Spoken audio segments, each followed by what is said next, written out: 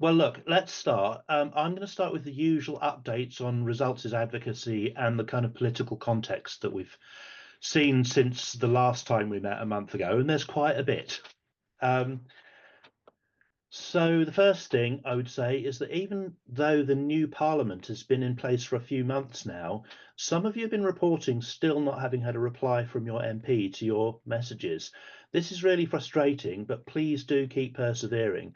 Um, our staff contacting MPs are facing very similar experiences. Sungna, who's on the call, has been trying to contact MPs as well for various events, and that's been really difficult. But would anyone like to share any experiences about that? Because it's been a while since they've been elected, but there is a lot going on in terms of still setting up new offices, party conferences, and the like. But anyone would like to share anything about what they've been finding? Well, just that I've written 4 times. I congratulated him. I asked him to Vinny's event, and I didn't expect replies to those two. But then I asked him to read to on what's her name, Dodds, Annalisa Dodds, the 100 million to the polio, then the Annalisa Dodds, and then I had a reply saying, "Dear Richard," but it was obviously an automatic reply. I'm not going to reply to emails. I've got 2,000 since I was elected. Haven't got time. Things about the NHS have been discussed in Parliament. Things about education have been discussed in Parliament. Then he said, "If you've got any specific points," so I sent him both the emails together and said, "Look, these are specific points. I'd be grateful if you reply." No reply. Thanks, Richard. Yeah, I've heard that sort of story before. Anyone else? Um, Ricky, I'm going to hold you back for later if that's okay, because I know you've actually managed to get a meeting. We were going to talk about that in a bit. But anybody else? I mean, it is their job to reply to you, so let's hope that they do get their act together, and we're all trying. And I would also say that from what we're hearing, it's not just results; it's other people as well. So look, I mean, they will hopefully be still receiving those, and that will be making a difference. But we need to follow that up. Um, we Some of you will have attended a training event that we ran jointly at the start of the year with an organisation called Hope for the Future. I think there might be one or two people online today who were on that, but it was an event we ran jointly with them to sort of train people to contact their candidates before the election. And they were still in touch with them, and they've just run an online event with an MP called Nadia Whittome, who is one of the youngest MPs in Parliament. She's Labour and Nottingham East, and they did this online talk with her, and she kind of shared her kind of feelings about what it's like to be a new MP. She's not brand new this time, but and the challenges that they're facing and how they want to hear from people. And it was really positive. And so we've just shared in the link. A link in the chat rather to a video with her. I think it's about 40 minutes long from recollection. I watched it about a few days ago, and she's got some really interesting things to say. So if you want to hear from an MP about the kind of things that they find it useful to hear about, then I would definitely recommend that. Um, Next, obviously, the other big thing recently was last week's budget, and obviously we have a much clearer idea now about some of the political priorities of the government. Um, as usual, most of the announcements are about the domestic economy and balancing the books, which is what we would expect. And so, I mean, it came as no surprise that international development spending will not return to the legally mandated minimum of 0.7% of the UK's gross national income anytime soon. That's very disappointing, but the government's maintained official development assistance (ODA) at 0.5% of gross national income, and it plans to continue to fund the housing of refugees and asylum seekers in their first year in the UK from the ODA budget. And that currently uses about a third of the ODA budget, or about 4 billion. And because the ODA budget had risen above 0.5, the previous government put in some top ups. It got up to about 0.58%. So what that's going to mean is a significant real term cut in spending on global programs, which has been widely trailed before the budget. We're just going to link to an analysis by Bond, the sort of international development umbrella organization. There it is in the chat, which gives you a bit of a sort of rundown of what that is going to mean for us. So again, more pressure on finding money for the things that we think are really important in the world. As we've mentioned previously on these calls, supporting refugees and asylum seekers arriving in the UK is incredibly important, but it does need to come from the Home Office budget and not from the ODA budget, which basically pits the needs of people living in poverty around the world against those of equally vulnerable people seeking sanctuary in the UK. So we need to see change on this, and we're very disappointed that that didn't happen in this this budget. But that's where we are, I'm afraid. We didn't expect to hear in the budget about specifics of international development priorities because they don't tend to go into that level of detail. So such as polio eradication, for example, which we asked you to contact the government about recently. But we are hopeful that now that the budget is out of the way, the FCDO will be able to spend the next couple of months developing its own spending priorities within its allocated budget envelope. The week before the budget, we did hear a reasonable amount of detail about the government's approach to international development, albeit with no financial commitments attached. And that was when the Development Minister, Annalise Dodds, spoke at Chatham House on the 17th of October on the topic. We looked at her speech and we have issued an analysis of it. And again, we're going to put that into the chat, and it includes the link to the actual text of her speech. And we also put out a blog about the government's first 100 days in office and what that means for international development. So feel free to go and read those if you wish. It's all quite, I think, quite interesting. If you know, we don't exactly know where things are going, but it's quite interesting to see their priorities. We were very pleased that she spoke about the government's commitment to organisations like Gavi, the Vaccine Alliance, and the Global Fund to fight HIV, TB, and malaria. But as replenishment of both of those institutions will be needed in the next few months, this is going to absolutely have to come with announcements of additional UK funding, albeit within the more restrictive budgetary constraints on ODA overall that I just talked about. So this is one reason, for example, why we started our advocacy on Gavi last month, and we expect to start talking about Global Fund early in the new year. And thank you to every one of you who's already started working on the Gavi replenishment.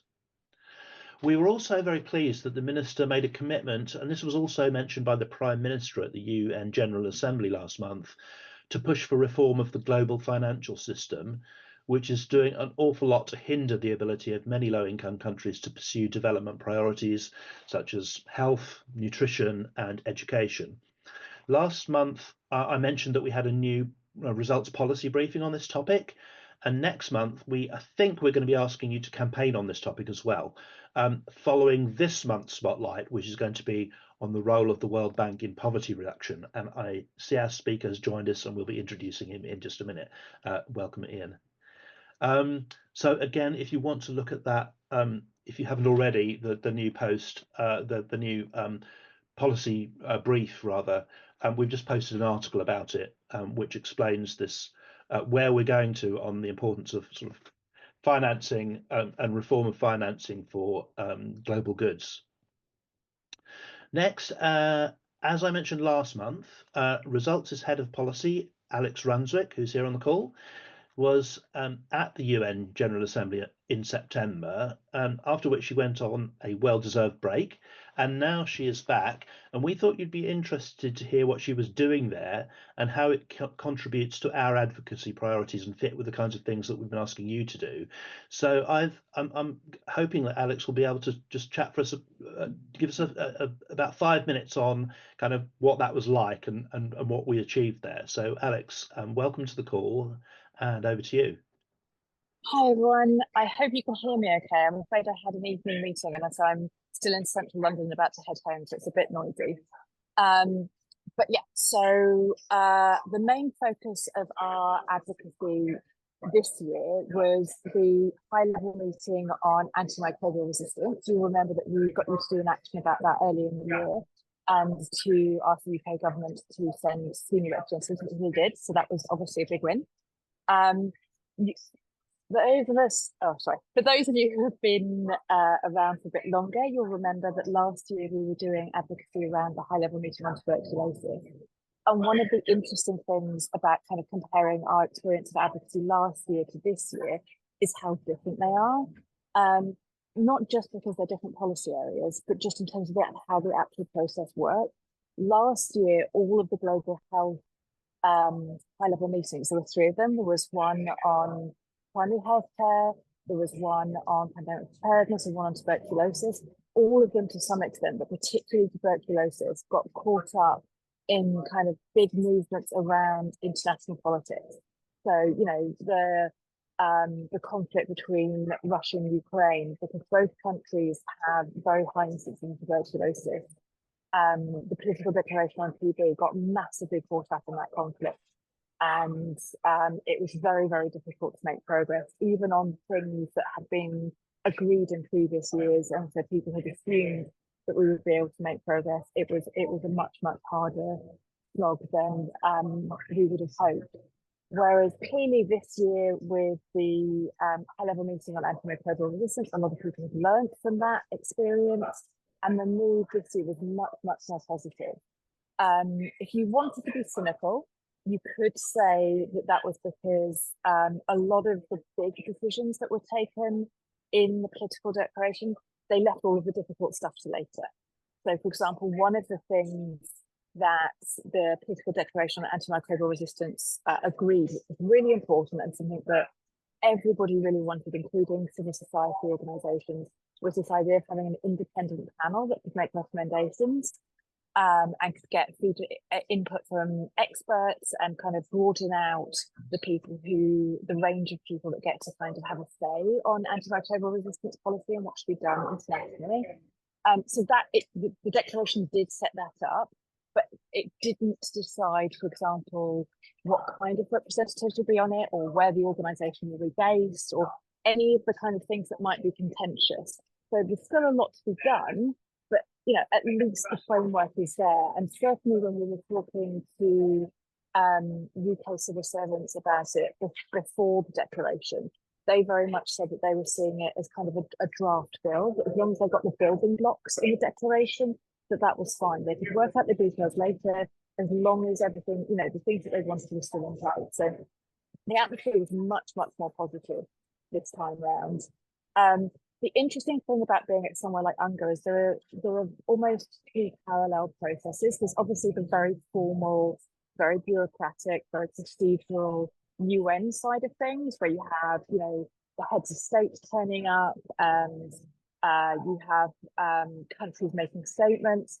But alongside that, you have a process that's linked to it, but in some ways is very separate, which are what are called side events. So it's a bit like you've got a main formal conference, which is the UN General Assembly and the high-level meeting, and then you've got lots of meetings going on outside of that.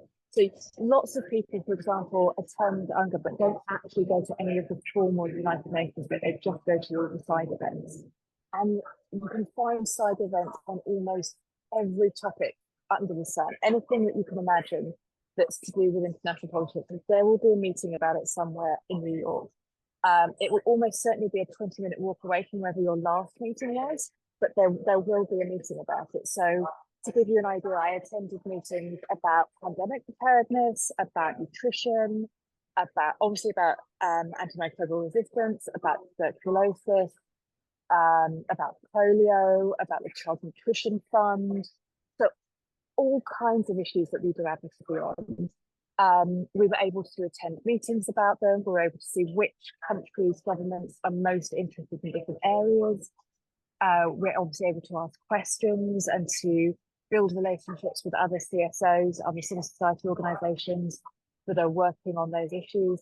So it's incredibly busy, and there's enormous amounts of things going on, and everybody is rushing from one place to another. And then there is also the add-on of the formal process. So that they're parallel, but not the same.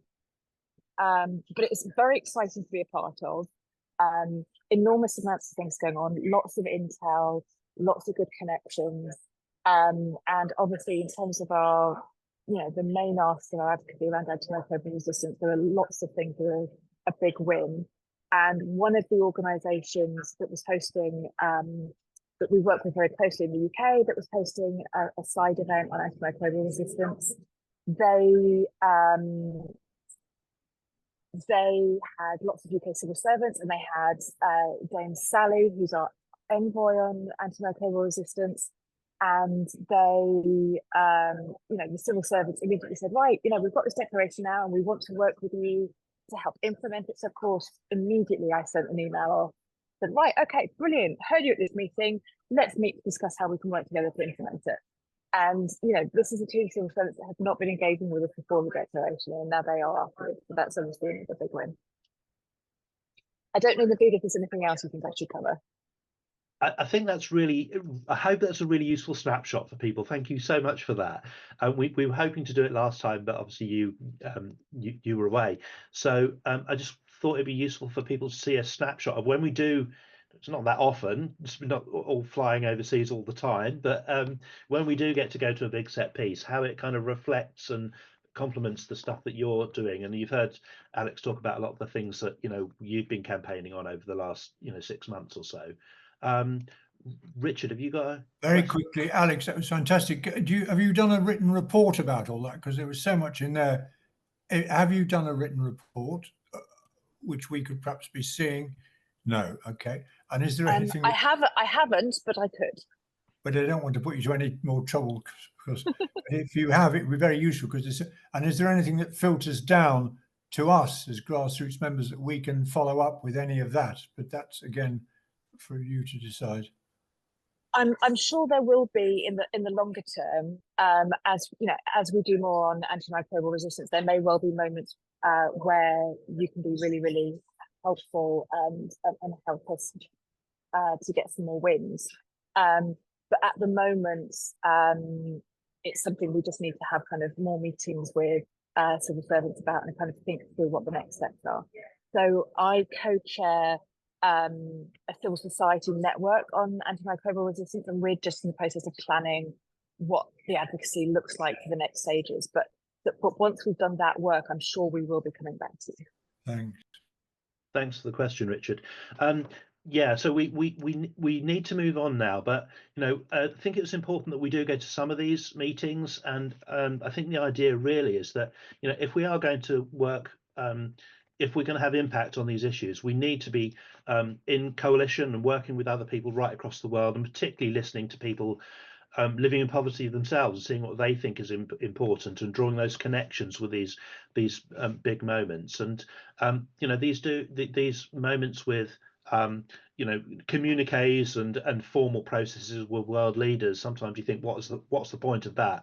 Well, we are really pleased that we got that step forward that Alex talked about, and a big thank you to all of you for helping us get that British government commitment to AMR.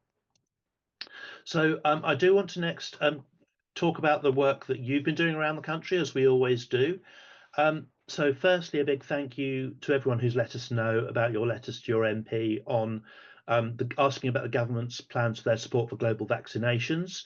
So that's thank yous including Pete, Chiara, Kush, Corinne, Tony. Thank you so much for telling us about your letters. In 2023, a staggering 14.5 million children missed out on life-saving vaccines. And if you look at last month's action materials, you'll see all the facts and figures about how things have really not picked up, or got worse, in fact, since the pandemic. So it's really important for us to work on that, and we'll definitely be coming back to that in the new year. Also, a big thank you to Grace in London and to Ricky and Karen in Edinburgh for raising the need to restore the ODA budget with their MP. And in Ricky and Karen's case, with a face-to-face meeting with their MP. Did you want to say a little bit about how that went, Ricky? Yeah, happy to. I think, no particular credit to us. We're just perhaps slightly luckier. We are one of the huge number of constituencies with a new Labour MP. But one of the things that made us sit up and pay notice is that when he released a video around the time of the election, after he'd been elected, he was wearing an SDG badge. So that seemed promising, and Karen and I went out and bought 2 SDG badges of our own, slightly bigger than his. And he did, I can't remember exactly when it was, but not very long ago, he did start having surgeries. So we went to one of his surgeries, and it was very time constrained. So a lot of people had turned up, and they were managing how long people had. It was in the library, and the library was about to close. So it was very hurried. And the main impression I got was that he's just absolutely exhausted. So he wasn't performing particularly well. And we had a brief conversation with him. And Karen had done a bit of craft, I was going to say craft work. What's it called? Craftivism. So she'd made a cross-stitch piece of cloth with a message on it, which is a Bible verse, which we thought was appropriate. We know he's a churchgoer. He's kind of said that up front.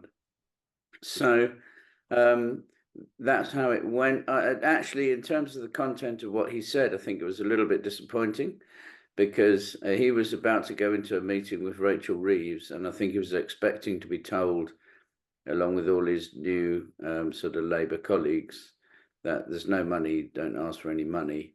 And of course, we were talking about committing more money to ODA. So he said at one point, oh, it's easy to spend other people's money, which I thought coming from him was a bit disappointing. So yeah, there it is. We did get to see him. So lucky us. It wasn't a brilliant meeting, but we have at least got, a point of conversation up and running. Thanks, Ricky, and well done. Congratulations on that. I think we have said in the past that it's always about starting a relationship, which you might feel, when you're not even getting a response to the letters, that's a bit tricky, but it starts somewhere, and it will all pay off in the long term. And I think you've established yourself there. So thank you so much. Before I introduce our speaker, I just lastly want to say a big thank you for every action that you share with us. I do read every letter and attachment that you send to me, and I pass things on to our parliamentary and policy teams for comment and follow up where it looks like there's new information, or if there's a question that the response has raised that we should be following up on. I also really, really enjoy reading the letters that you share with me. It's so inspiring, and also just really interesting to see how different everybody's approach is. Quite a few of you have started using the new online form on the website to report your actions and to upload copies of your letters and responses. And I hope this is making life a bit easier for you in terms of sharing things with us. But I also do continue to see the responses that you send directly to my inbox. I wanted to admit that I've been slow to respond to some of the online ones lately. And if you haven't had a response from me to some of the things you've posted, I really do apologise. My intention is to acknowledge every single one. And I would also like to take this opportunity, you don't have to answer now because we're a bit short of time, but if you want to let me know if you've got any thoughts for how we can improve the system, because the online system is a bit basic, and I don't think, for example, that there's an automatic email acknowledgement, which might just help you. So if you've got any thoughts about how that's working, please do shout. But for now, do keep sharing your advocacy work, and I never tire of seeing it. Right, it is high time we jumped into the main topic of tonight's meeting, which is on the importance of ensuring funding for poverty reduction from a source we don't usually talk much about on these calls, which is the World Bank, which is an institution with a mixed reputation, to say the least. And this month, we think we have a good opportunity for results to work on something that not many people are talking about publicly right now. But it's one that's important because it sets us up to get involved in discussions of one of the biggest barriers to low-income countries achieving their own development priorities, namely the way the global financial system works. So to help us through this topic, I'm absolutely delighted to be able to introduce our guest speaker for this month, who is Ian Mitchell, the co-director for Europe and Senior Policy Fellow at the Centre for Global Development. Ian, a massive welcome to you. Hi, Nivi. Thanks for having me. Thank you for being with us. Some of you might remember Ian, who joined us on the call a couple of years ago when the cuts to the UK's ODA budget first hit. Ian was our guest speaker back then, helping to work out the implication of those cuts. So, welcome back, Ian. Let me just reintroduce you to our network. We have, as you know, volunteer advocates from right around the UK, some of who have been campaigning on international development issues for many years, but also some people who are very new. And in a minute, I'm going to be asking some people to ask you some pre-arranged questions to get the discussion started. But before that, I wonder if you could just tell us a little bit about yourself, what motivates you to work on global development policy issues at the Centre for Global Development, and how did you get into all of that in the first place? So yeah, over to you. Yeah, sure. So I guess how did I get into it? I mean, I did economics at university because I wanted to earn some money, and then I started earning the money and realised that it wasn't remotely fulfilling. And so I originally went to work for the government on education and environment policy, but I think the more that you read about economic development, I think the harder it is to move away from the idea that extreme poverty is, I don't know, the most important problem to work on. And so over a period of time, I kind of steered my work towards that and did a mid-career master's to focus on development, started working on food security.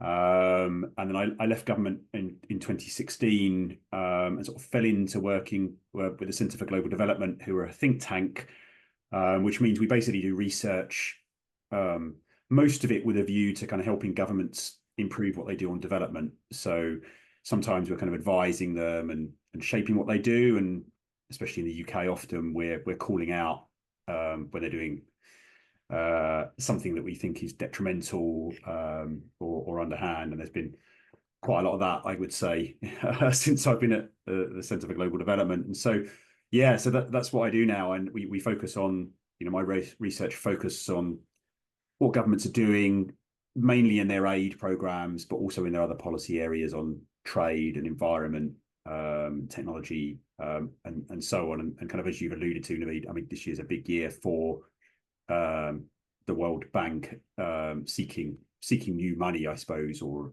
a replenishment from the governments that fund it. But maybe we'll get onto that with the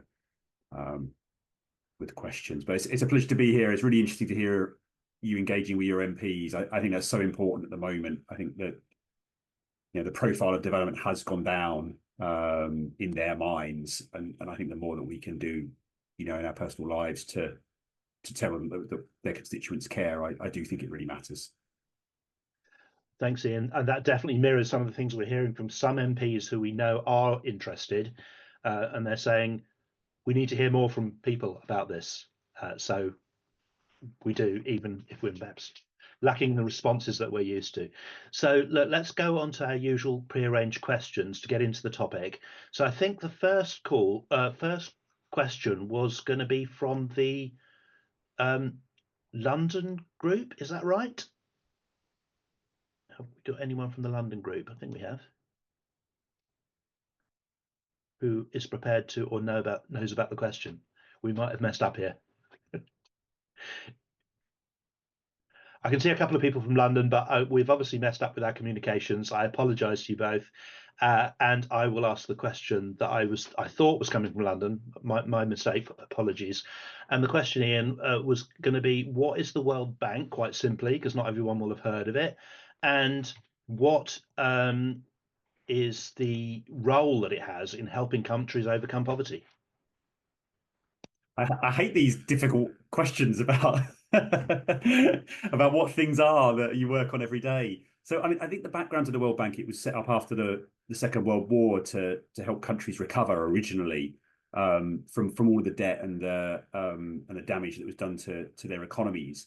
But today it's the biggest financer of low-income countries in the world. It's very focused on developing countries. It doesn't lend to high-income countries at all. It's split into two main parts. One part, which is the bit that was established after the war, which lends to mostly middle or almost completely to middle-income countries, and that's about half of its financing goes to that. And then the other part is called the International Development Association, IDA, and that focuses on the poorest countries in the world, about 78 of them in total, 40 of them in Africa, and about 3/4 of the funding of that actually goes to Africa. So it's very focused on developing Africa. The funding comes from governments, from mainly high income country governments, but also countries that used to be developing countries themselves, including China, but also including other countries like Korea, who have previously been a recipient of funds and now are a provider. And then I guess what's distinct about the World Bank is they work with governments particularly, and they work on those governments' priorities to support economic development and growth. So in practice, that means they work on infrastructure, they fund the social sector, education, health, and so on, also agriculture. But it's very much in line with what the partner countries want. So of course, the World Bank want to see funding that leads to growth and lifts people out of poverty, but they also align quite closely with what recipient countries want to invest in. And I guess the other thing perhaps to mention is, I mean, the World Bank is a huge organization. It's got a lot of expertise. So as well as the finance, it quite often provides technical support to countries, whether that's in agriculture or might be in public services or tax and spend. They have a number of specialists, and that's part of the package they offer to lower income countries. Thanks, Ian. I appreciate it's difficult to give an overview of such a sprawling organisation, which a lot of people have heard of, but perhaps, getting a sense of its main thrust is not something that's in the public eye. So I think that's a really helpful starting point. Can I head over to, I think, the Cheshire group, if I got it right this time, for the second question? Yep. Hi, Naveed. It's Jennifer here in Cheshire. Hi, Ian. Thanks for joining us this evening. Our question is, what problems are there with the World Bank's model of support for lower income countries? Thanks, Jennifer. That's a great question. I think people have concerns about the fact that a lot of the World Bank's finance is in lending. So they do grants. A portion of what they do is grants that countries don't need to pay back, but most of what they do is lending to governments.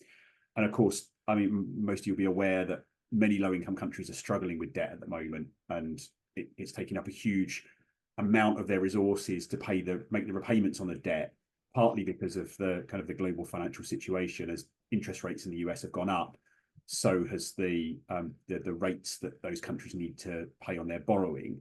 I guess what I would say for the World Bank is they're very sensitive to this. They don't lend to countries who are in high levels of debt distress. They use grants for those countries that are already at risk of debt distress. Their lending is also very concessional, so it's nothing like the lending that the lower income countries will get on the market or from bonds. It's very low interest rate, and compared to other lending those countries have, it's very affordable. I guess I sort of started out quite skeptical about lending. I mean, the UK does a lot of grants, and so that was kind of my perspective. But I think what lending does for you is it ensures that the partner country wants to do the project.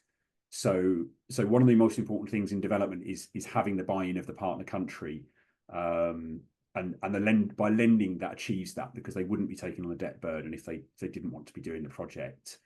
I mean, there are some other problems with the World Bank as well. So I mean, it's recognized as quite slow and bureaucratic, so it takes a long time from sort of project inception to get the money out the door, and in some ways that's opened the door for bilateral lenders like China, who can move more quickly to play a bigger role. And I don't think China's an awful presence in the development agenda, but they are less concessional and more self-interested than the World Bank. So that slowness has been unhelpful. I guess some other problems are it's a shareholder model. It's funded by the countries that provide the funding, and they control it to a large extent. So they specify priorities for the lending that kind of have to be balanced with what the recipients want. So that probably isn't a huge problem, but it does kind of add to the slowness and the bureaucracy that there are many boxes that need to be ticked because of all of the requirements of the different donors. Germany want a particular focus on this issue, UK want that issue. Over years and years, those things are built up, and that's added to the slowdown. The US still appoints the president of the World Bank, which, as the largest shareholder, it basically holds the control over that position, and that's not always the best person for the job. And there's also kind of geopolitical tensions at the moment, because China would like to be a bigger shareholder. It would like to contribute more to the World Bank, but the other shareholders, the US and the other Western countries, are resistant. So China do fund the World Bank at the moment, but probably not as much as they'd like to. And so that tension creates some problems. I mean, we'll see what happens tonight in the presidential election, but the presence of China in the World Bank means that Republicans are not supportive of the bank, even though it's a huge instrument of US power. And similarly, there's tensions around the boardroom, if you like, as well. And then the final thing, I mean, I think the readout we got on Annalise Dodds earlier alludes to this. Most of us think that the World Bank isn't using its resources enough. So it's, if you think about any bank, it keeps these resources back. It has a certain amount of capital, so that if loans go wrong, it's got enough money to cover its losses. We think that the bank is far too conservative about the money it holds back, and it could lend a lot more. So when you hear politicians talking about IFI reform or balance sheet reform, what they're talking about is the bank taking a more realistic view of how much money it will get back from its lending, and helping countries more with the finance it's already got. And so that's an area the UK has been pushing for a long time, and is one now where the bank is taking it quite seriously, I would say. Thanks, Ian. I think it's really important, and I'm sure we'll get into this in the questions later, to hear about these institutions, warts and all, because we're asking for replenishments of various international organisations all the time to do good around the world in health and in education, but we need to be honest about what they can do and can't do, and what they should do better. A quick note on acronyms, Ian. I think you just mentioned IFIs, which is international finance institutions. Typically, the World Bank and IMF are referred to by that. We talk about ODA. I started off the call talking about official development assistance, which we normally called aid. And we now have the International Development Association of the World Bank, focusing on the poorest countries, or IDA. So we've got IDA, ODA, IFIs. If you spot us using any more, please shout, because we don't want to mystify people or make it to seem more complex than it really is. But just wanted to mention that, because we do it all the time. Not a criticism of you, Ian. I'm always. They should have like little red lights that come up every time. We should. An acronym. So can we head over to the Scotland group for the third and last pre-arranged question, and then we'll open the floor. Yes, it's Kathy here from Edinburgh and the Scotland group. When I saw that this was going to be the topic, I have some experience from when I was volunteering in developing countries, of money that the World Bank seemed to be spending, which had absolutely no relation to what people needed on the ground. But so I'm starting from the same skeptical point of view as yourself. And I am also very concerned that Washington is where the decisions seem to be being made. But I will ask the question, why should donors such as the UK support the World Bank, in addition to giving other forms of official development assistance? Thanks, Kathy.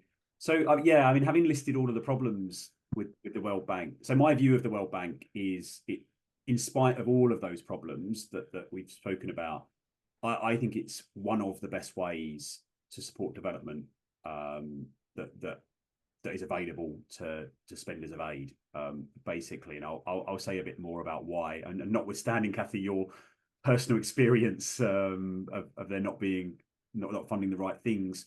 So one of the things that I do in my day job is we compare all of the governments that spend money directly with the international finance institutions and multilateral organizations that spend aid money, and we put together a kind of objective assessment over several indicators that look at different things, and the World Bank scores really well on that assessment, and I'll explain why. So first of all, it focuses resources really in the countries that need it most.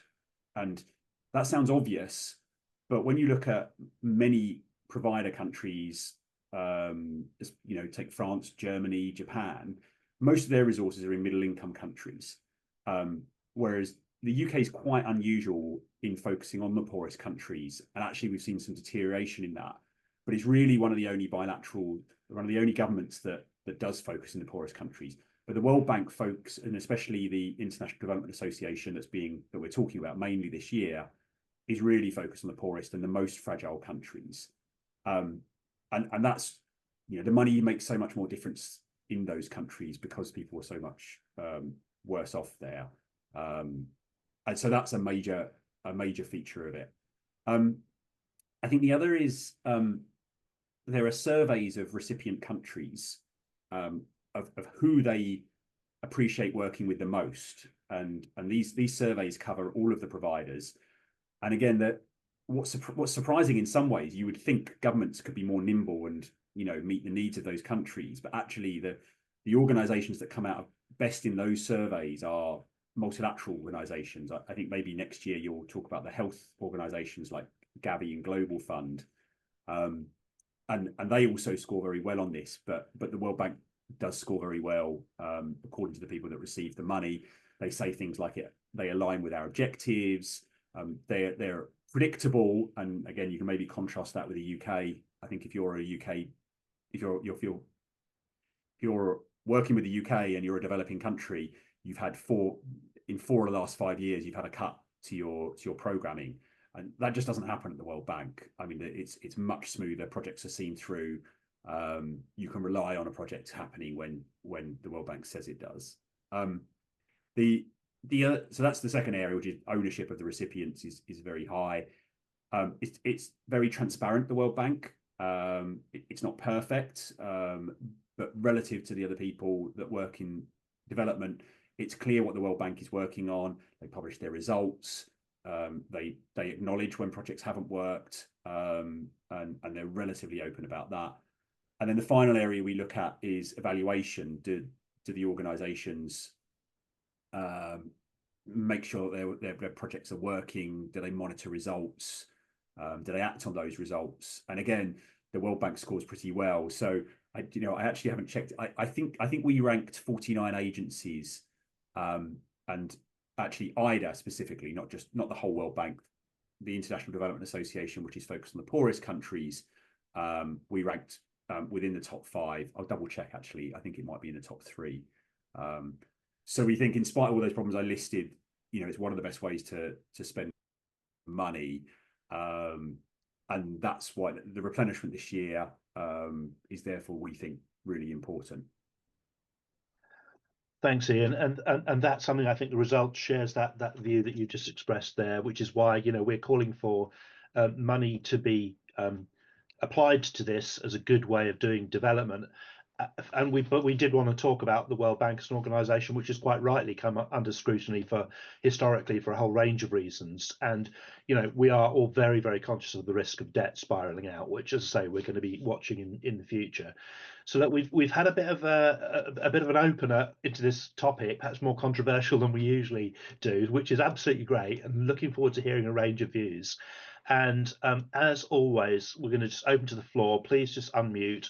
Alternatively, some of you have already been putting questions in the chat box, or you can text me and I can ask your question for you if you prefer. And the number for that is 07906 662 571. It's 07906 662 571. I'll put that in the chat. I don't know if that helps or not. I haven't really thought that through. I always do. I think there's a question. I'm going to start off, if this is all right, with a question from Ricky, which I think exactly follows on from what you've just been talking about, Ian, in response to Kathy's question. Ricky, did you want to just read it out, or shall I read it out for you from the chat, or how do you want to do it? I think that means I should read it out. Oh, hello. Okay. I've just muted myself. Okay. I'll read it out if you like. By reputation, the World Bank and to be fair, the International Monetary Fund as well, seem to have the reputation of having been quite preachy about the way the recipient countries manage their economics, having too much opinion about, you know, what's a good country, what isn't, how they should reform. Now, I don't really know how fair that caricature ever was, Ian. If it was fair, is it better now? What's your opinion generally? Thanks, Ricky. That's gosh, this is another really good question. So I would say about 25 years ago, maybe 30 years ago, there was something called the Washington Consensus, which was I think consensus is too strong a word, but it was a way to describe the an economic ideology, I guess, about markets being really important to growth and how all countries should develop. That consensus is widely agreed to have gone much too far, and I think the IMF and the World Bank at that time, 30 years ago, were big proponents of that model, and I think you're right to say that they were dogmatic about that, and they pushed it much too hard to the detriment of many countries. I think especially the World Bank is very different now. I think it has long been recognised that the Washington Consensus is at best a very partial way to think about the world. I also think that, you know, I'm an economist by training. Nearly all of the countries the World Bank is working with have major economic problems, and so in some ways, the strength of the World Bank is it's not naive about that. It understands what you need to do to get economic growth going. So I think it's got a relatively good balance. It does have some, with its lending, there are kind of conditions attached. But as I said earlier, recipients still report that they absolutely appreciate the World Bank as a partner. So I think that's, in a sense, that I think is sort of the key test that those countries, even though those conditions are there, the countries still feel that the World Bank is a good partner. And also, you know, every donor comes with conditions. You know, I mean, the donor, every provider wants something out of that country. In the World Bank's case, I think the motivations are purer than they are for most bilaterals. So I think you're right to be worried about it. There's also a question about the difference with the IMF. Shall I, Naveed? There was in the chat. There was a question about the IMF. Yeah, please. Actually, that follows on really nicely. Thank you, Ian. Mentioned that a couple of times, the difference between the IMF and the World Bank and how that all works. Yeah, thank you. Yeah, great question. So my colleague used to say they've got the names the wrong way round. That in some ways the IMF is like the lender of last resort, and the World Bank is the thing that provides funds, not the International Monetary Fund. But the IMF is, as I say, the IMF supports all countries, rich and poor, or it doesn't support them, but it's ready to support them if they get into macroeconomic difficulties. So it's a lender of last resort. So if you imagine, you know, a country runs out of money and no one will lend it any money anymore, but it needs that money to get its economy going, the IMF will step in, and it will usually impose some very stringent macroeconomic requirements of that country. So I think Greece is probably a good example of a developed country that's had an IMF support package. And you might remember kind of, I guess, what was it, 10, 15 years ago now, you know, they were asked to implement some very difficult policies to get their economy back on track. I think you can argue in the medium term that has worked, but the IMF is also very active with countries like Pakistan and others that have had long-standing macroeconomic problems. The IMF has a very poor reputation, I would say, partly because it's just always the bad cop coming in telling governments that they're spending too much, they're not taxing enough, and they have to impose taxes on their people. So I think that's perhaps why the IMF does have such a bad reputation, but it plays a very important role. Thank you. I'm really glad we're getting into some of this stuff. Karishma's just put a link to a book in the chat, Naomi Klein's Disaster Capitalism, we've also, in the action materials which we emailed out to you, we've put a couple of links to other perspectives. So there's a piece, I think, by Oxfam and some stuff by the Bretton Woods Institution, which is a collective name for the international financial institutions that were set up at the same time after the war, which give a bit of a different perspective and perhaps some of that more critical perspective on the history of these organizations. So do read around that if you want to. And you know, I know there's a lot of different perspectives on this. Can we have a question from the floor? Anyone want to just shout out a question, ask a question? Yeah. Go for it, Richard. Well, it's a bit of a long one, really. Some of the IDA loans, some countries, developing countries, poorer countries, something happens, a civil war, flood, fire, can they get those written off? And what's the total sort of budget of the World Bank lending? 100 million, 5 billion? And sorry to plug in third one too. We're always used to writing people as grassroots members. Is there anyone we could write to in the World Bank about something, because we're well used to writing to people, which might help the world? That's it. Thank you, Ian. Yeah, thanks, Richard. So let me answer the financing question first. So the amount of finance last year was something like $73 billion. And that amount I mentioned earlier, there are these two parts. That's both the lending to the middle income countries, the IBRD part, and then half of it is the grants and very concessional finance to the IDA, the poorest countries. And that it's hard to put these. I always find it's hard to put these numbers in perspective. I mean, you know, if you're one of the recipient countries of that finance, it's going to be a sort of percent of your GDP. You know, a handful of percent, maybe up to 10% of your GDP, which is that's the amount of money that a country makes in a year. So it's very significant, is my point, relative to the size of the economies that are receiving it. Global aid is around 200 billion a year. Although that, as you were alluding to earlier, that includes a massive chunk of spending on refugees at home. But it's maybe that gives you some sense of the scale. I mean, it's the biggest funder of development globally. I think it's the biggest funder of climate globally as well, because within its projects it tackles climate change. Yes, that's a good question on what happens when countries suffer shocks. So I think that the bank has newly signed up to clauses in its lending that suspend repayments in the event of there being particularly climate-related shocks. I'm not sure whether it extends to others. I might need to, Richard. I'm not sure. I'm not sure I know the answer to what happens if there's a full-blown economic crisis with the lending. I know that the World Bank has a very high repayment rate for its loans. This is one of the reasons when I was saying earlier it could do more. Nearly every World Bank loan is repaid much more than it would be for a private lender. So one way or another, I think they stick around and support the economy so that it can, its economy survives. But I don't know the precise specifics of what happens in an economic shock.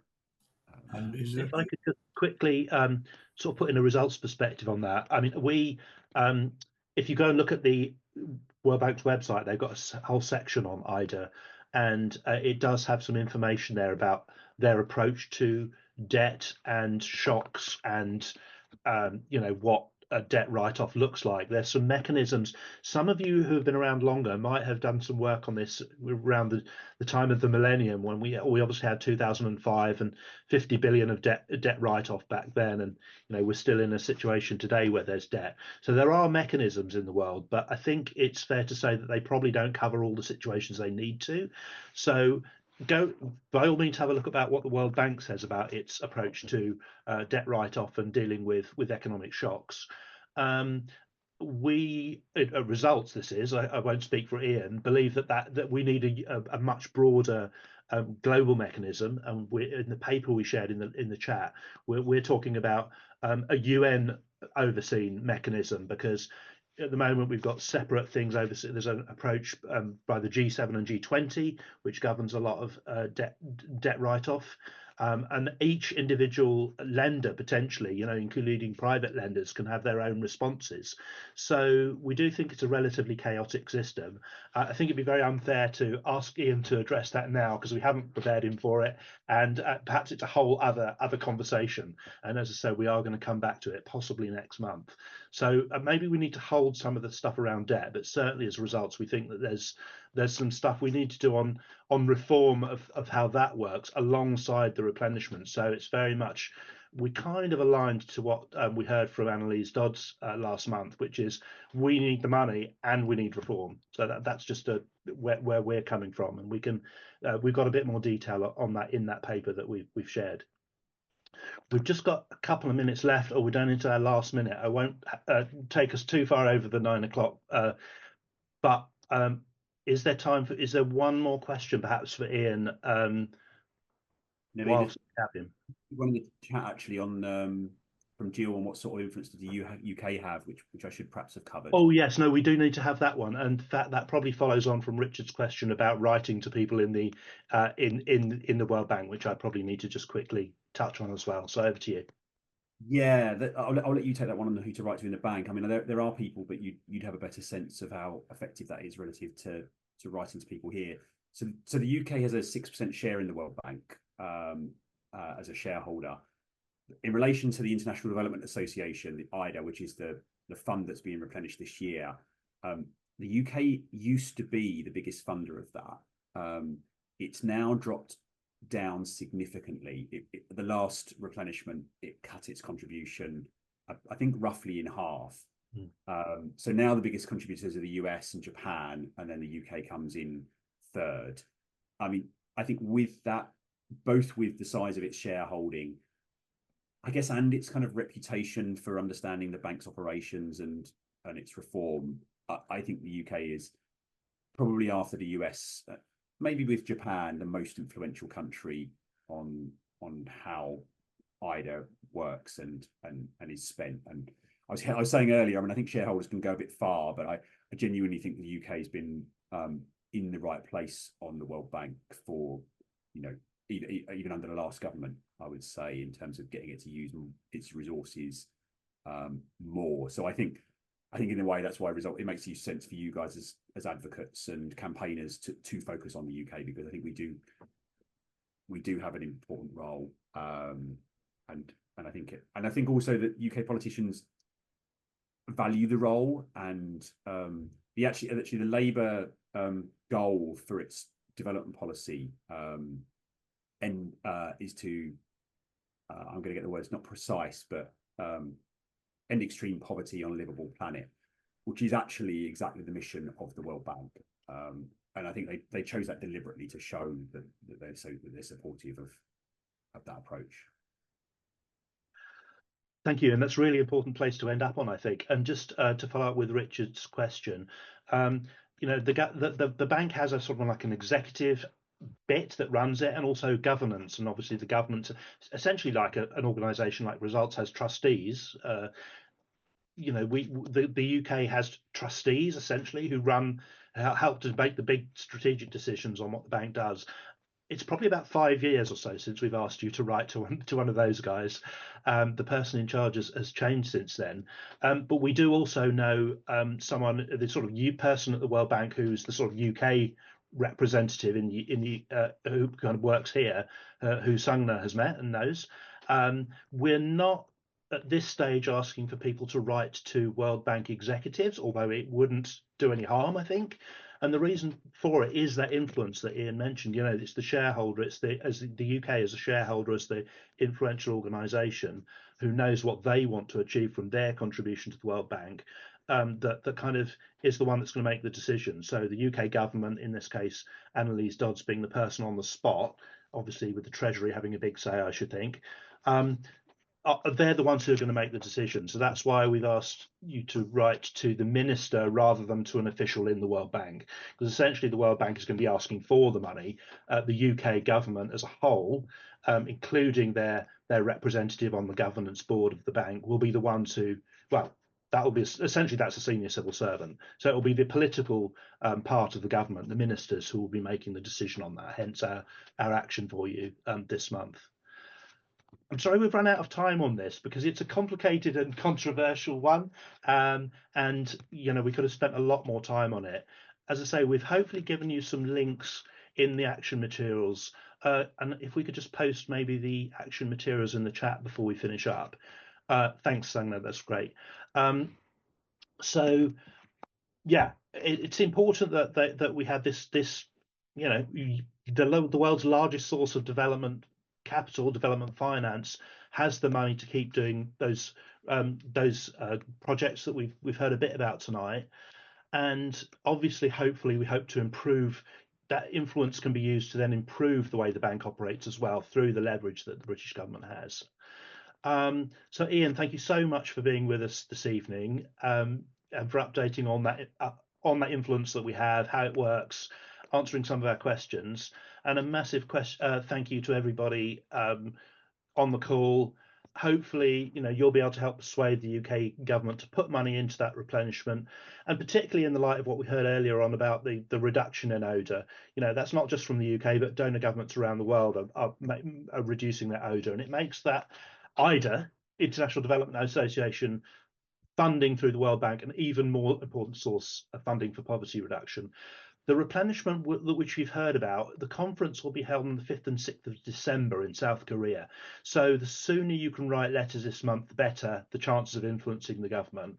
I hope this call has been useful. If you've got questions that haven't been answered, please email in, and we'll see what we can do with those. We should be able to find at least somewhere to go and do some more research, even if we haven't got the answer ourselves. So I hope the call's been useful, and good luck in your letter writing. We need to finish the call. We've run a little bit over, I'm afraid. The next call will be at the usual time, 8 p.m. on Tuesday, the 3rd of December, as I think we'll be talking about a bit more about debt. We may not be, but I think we are. And so as usual, if you can't stay on for the sort of informal part, enjoy the rest of your evenings. If you're going to stay on, I would love to have a chat with you. We're holding the line open for up to half an hour just to have a little bit of a chat if for anyone who wants to. So for everybody else, lovely to see you all, and thanks for being with us, and thank you again, Ian.